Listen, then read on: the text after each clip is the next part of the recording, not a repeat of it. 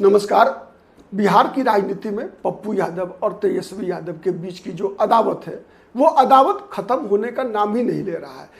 कहा भी जाता है कि एक मयान में दो तलवार नहीं रह सकती, लेकिन यह बात एक साथ लेकर चलने की है, समान लक्ष्य की पूर्ति के लिए है। बिहार में 20 वर्षों की नीतीश कुमार की सरकार है।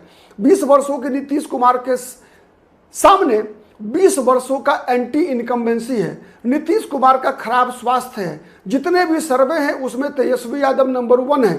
फिर भी तेजस्वी यादव के मुख्यमंत्री बनने की संभावना सबसे ज्यादा है। फिर भी ऐसा क्या है कि तेजस्वी यादव सबको साथ लेकर नहीं चल सकते? क्यों नहीं तेजस्वी यादव और राष्ट्रीय जनता दल पप्पू यादव को एकोमोडेट कर सकती है? क्यों पप्पू यादव को तेजस्वी यादव हीरो बनाने पर तुले हुए हैं? इन सब सवालों का जवाब आज हम ढूंढने का प्रयास करते हैं कि तेजस्वी यादव के लिए पप्पू यादव क्यों इस एक ऐसा चेहरा बन चुके हैं जिसको तेजस्वी यादव लगातार देखना नहीं चाहते। और जितना ज्यादा तेजस्वी यादव पप्पू यादव को कमजोर करने का प्रयास करते हैं, उतना ही ज्यादा पप्पू यादव लगातार मजबूत होते जा रहे हैं। मैं ये क्यों कह रहा हूं, आप देखिए। सबसे जो ताजा खबर है वो ये है कि 9 जुलाई को पूरे देश भर में चक्का जाम था। उस चक्का जाम का नेतृत्व करने के लिए कांग्रेस पार्टी के सबसे बड़े नेता राहुल गांधी बिहार में थे, पटना में थे। पटना से ही राहुल गांधी ने चक्का जाम आंदोलन का नेतृत्व किया। राहुल गांधी एक रथ पर सवार थे। उस रथ पर राहुल गांधी के साथ तेजस्वी यादव थे, दीपांकर भट्टाचार्य थे, सीपीआई के महासचिव जो पूर्व में रहे हैं डी राजा थे, मुकेश सहनी थे, यहां तक कि तेजस्वी यादव के सलाहकार संजय यादव भी थे। कांग्रेस पार्टी के प्रदेश अध्यक्ष राजेश राम भी थे। लेकिन कोई एक चेहरा नहीं था, तो वो चेहरा था पप्पू यादव का।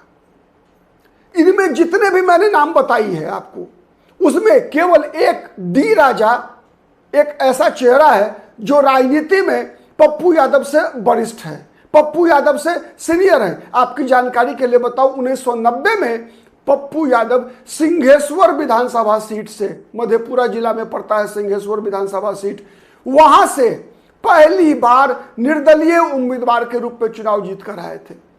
पप्पू यादव के पास 35 वर्षों का राजनीतिक अनुभव। पप्पू यादव राष्ट्रीय जनता दल से भी, मतलब लालू यादव की पार्टी से भी सांसद रह चुके हैं। फिर भी तेजस्वी यादव ने साजिश करके पप्पू यादव को, साथ में कन्हैया कुमार को भी, राहुल गांधी के उस रथ पर चढ़ने नहीं दिया जिस पर जितने नाम मैंने बताए ये सब के सब सवार थे, जो इंक्लूडिंग राहुल गांधी मैं बता रहा हूं, इंक्लूडिंग राहुल गांधी पप्पू यादव राजनीति में सबसे वरिष्ठ है, एक केवल डी राजा को छोड़ दिया जाए तो। कांग्रेस पार्टी के पूर्व में प्रदेश अध्यक्ष अखिलेश प्रसाद सिंह भी थे, शकील अहमद खान भी थे जो कांग्रेस पार्टी विधायक दल के नेता हैं। लेकिन 7 बार जो व्यक्ति सदन देख चुका है, संसद और विधानसभा मिलाकर, वो उस व्यक्ति को गाड़ी पे चढ़ने नहीं दिया गया, रथ पर चढ़ने नहीं दिया गया। और ये कोई अदावत पहली बार नहीं थी। हमने देखा किस प्रकार से पप्पू यादव को पूर्णिया लोकसभा चुनाव के दौरान पूर्णिया सीट से, केवल कांग्रेस के हिस्से में पूर्णिया सीट तेजस्वी यादव ने इसलिए नहीं दिया कि वहां से पप्पू यादव को टिकट मिल जाएगा। आपको पता होगा 2019 में वहां से कांग्रेस पार्टी चुनाव लड़ी थी। कांग्रेस पार्टी के उम्मीदवार थे उदय सिंह, लेकिन 2024 में केवल इसलिए कांग्रेस को वो सीट तेजस्वी यादव ने नहीं दिया कि जिससे कि कांग्रेस पप्पू यादव को टिकट दे दे। अंततः पप्पू यादव निर्दलीय लड़े, चुनाव भी जीते। तेजस्वी यादव के लगातार 4 दिन कैंप करने के बावजूद चुनाव जीते, लोकसभा पहुंचने के बाद भी कांग्रेस पार्टी से टिकट नहीं मिली।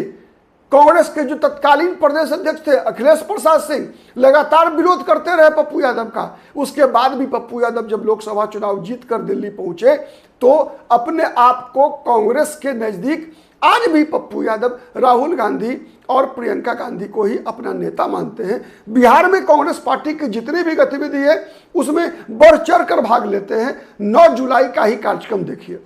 9 जुलाई के कार्यक्रम में ही पूरे बिहार में कांग्रेस पार्टी के तरफ से सबसे अधिक किसी व्यक्ति ने भीड़ को जुटाया था, समर्थकों को जुटाया था, तो वो चेहरा एकमात्र पप्पू यादव का था। आप तुलना कर लीजिए कांग्रेस पार्टी के कई नेताओं से, चाहे वो राजेश राम वर्तमान में प्रदेश अध्यक्ष हैं, चाहे शकील अहमद खान जो नेता विधायक दल हैं, या पूर्व में प्रदेश अध्यक्ष रहे अखिलेश प्रसाद सिंह हो, या पूर्व में नेता विधायक दल रहे हो अजीत शर्मा हो, या विधान परिषद में कांग्रेस पार्टी के जो विधायक दल के नेता हैं मदन मोहन झा हो, इन सब में आप तुलना कर लीजिए कि व्यक्तिगत जनाधार किसके पास ज्यादा होगा। निर्विवाद रूप से मेरा भी मानना है, और शायद आप भी सहमत होंगे, कि सबसे ज्यादा जनाधार अगर किसी के पास है तो वो पप्पू यादव के पास है। मित्रों, आप देख रहे हैं पॉलिटिकल आइडिया। पॉलिटिकल आइडिया के इस अंक में आप सभी दर्शकों का बहुत बहुत स्वागत है। मैं हूं प्रदीप कुमार। मित्रों, ये पप्पू यादव की लोकप्रियता ही तेजस्वी यादव के लिए सबसे ज्यादा चुभती है, और इसीलिए तेजस्वी यादव लगातार पप्पू यादव को हर जगह नीचा दिखाने का प्रयास करते हैं। प्रयास इतना होता है कि पप्पू यादव को आपने सुना होगा 9 जुलाई को पप्पू यादव के आंख से आंसू निकल गए। पप्पू यादव ने रो दिया ये कहते हुए कि जब मैं विधायक बना पहली बार, उस समय में तेजस्वी यादव का जन्म नहीं हुआ था। किस बात की अदावत है? अदावत केवल इतना ही है ना कि पप्पू यादव को भी कुछ निश्चित क्षेत्र में, विशेष रूप से 2024 के लोकसभा चुनाव की बात करें तो तेजस्वी यादव के विरोध के बावजूद, तेजस्वी यादव की इच्छा के बावजूद पप्पू यादव चुनाव जीत गए। केवल यही एक कारण है। यही एक कारण है कि जो सुपौल जिला है, जो पूर्णिया है, कटिहार है, अररिया है, मधेपुरा है, किशनगंज, इन जिलों में यादव समाज के बीच पप्पू यादव की भी कुछ पकड़ है। पप्पू यादव की से बैर का उससे भी बड़ा कारण यह है कि जिन क्षेत्रों की मैंने बात किया कि जो कोसी प्रमंडल है, जो पूर्णिया प्रमंडल है, उस क्षेत्र विशेष में अगर देखेंगे तो तेजस्वी यादव के साथ मुस्लिम मतदाता विशेष रूप से कंफर्टेबल नहीं है। वहां पर माई समीकरण टूट चुका है। एकमात्र चेहरा पप्पू यादव का है जो माई समीकरण दोबारा महागठबंधन के पक्ष में खड़ा कर सकता है। पप्पू यादव एकमात्र चेहरा है सीमांचल में जो असदुद्दीन ओवैसी के विजय रथ को रोक सकता है। असदुद्दीन ओवैसी अगर चुनाव लड़ते हैं तो वोट किसका कटेगा? किसका डिस्टर्ब हो रहा है? महागठबंधन का डिस्टर्ब हो रहा है। फायदा किसको होगा? ओवैसी के वोट काटने से किसका फायदा होगा? ओवैसी फायदा होगा या तो ओवैसी का या फिर भारतीय जनता पार्टी का। तेजस्वी यादव को कोई फायदा नहीं है। फिर भी यह साधारण सी बात है जो बिहार में आम जनता को, आम थोड़ी से भी राजनीतिक समझ रखने वाले व्यक्ति को समझ में आता है, लेकिन तेजस्वी यादव को समझ में नहीं आ रहा है।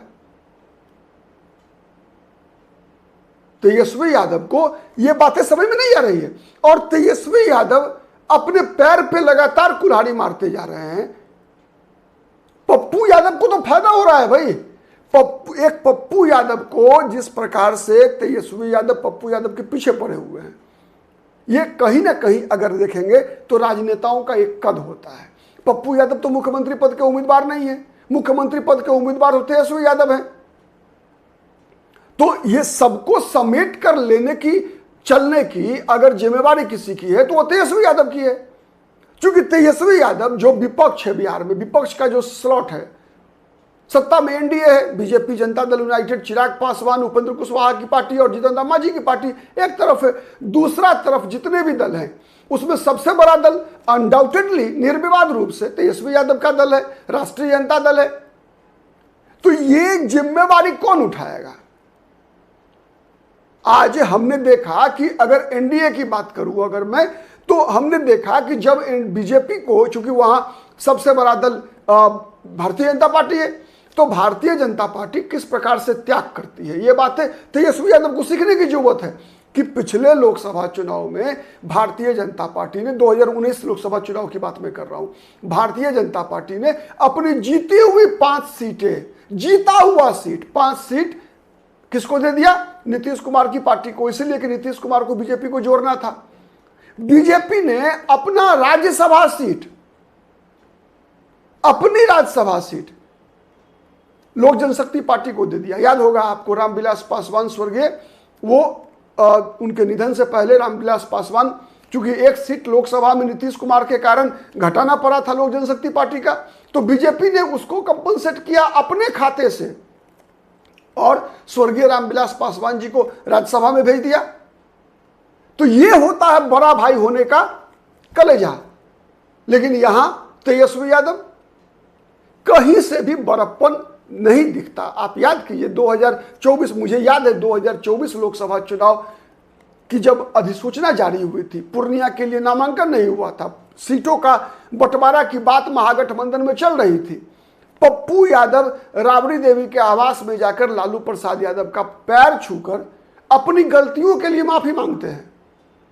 तेजस्वी यादव को छोटा भाई बताते हैं, लेकिन वहां भी पप्पू यादव को दुत्कार दिया जाता है। तो ये जितना दुत्कारा जा रहा है, अगर हम गौर से देखें तो पप्पू यादव को उतनी ज्यादा, पप्पू यादव के जितने आंसू गिर रहे हैं, पप्पू यादव को उतनी ज्यादा सहानुभूति मिलती जा रही है। और यह सहानुभूति ही पप्पू यादव के राजनीतिक कद को बढ़ाता जा रहा है एक तरफ, दूसरी तरफ तेजस्वी यादव का भयंकर नुकसान होता जा रहा है। ये बातें बिहार में हर उस व्यक्ति को समझ में आता है जिसका राजनीति से थोड़ा भी संबंध है, लेकिन तेजस्वी यादव क्यों नहीं समझ पा रहे, पता नहीं। आज के लिए इतना ही। बहुत बहुत धन्यवाद। नमस्कार। जय हिंद, जय भारत।